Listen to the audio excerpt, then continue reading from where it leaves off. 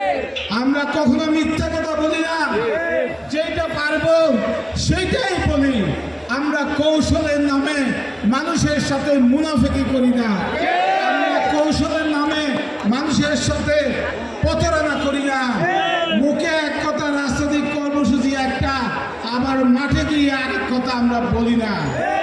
বন্ধুরা আমার, আমরা খুব সুশৃঙ্খলভাবে একটা কথা বলে রাখতে চাই, সেটা হলো যত তাড়াতাড়ি নির্বাচন হবে, সংসদীয় নির্বাচন, তত বাংলাদেশের শৃঙ্খলা ফিরে আসবে।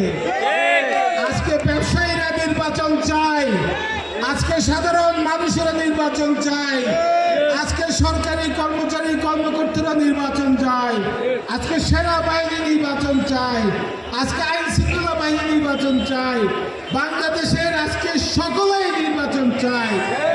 দুই একটা দল ছাড়া এই দুই একটা দলকে আপনাদের চিহ্নিত রাখতে হবে। সেই দুই একটা দল কি?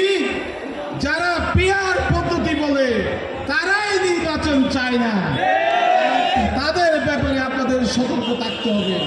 সংগ্রামী ভাই ও বন্ধুরা, 24শে আগস্টের বিপ্লব হয়েছিল, সবাই মনে করেছিল একটা উদার গণতান্ত্রিক রাষ্ট্র ব্যবস্থা চলবে, সবাই মনে করে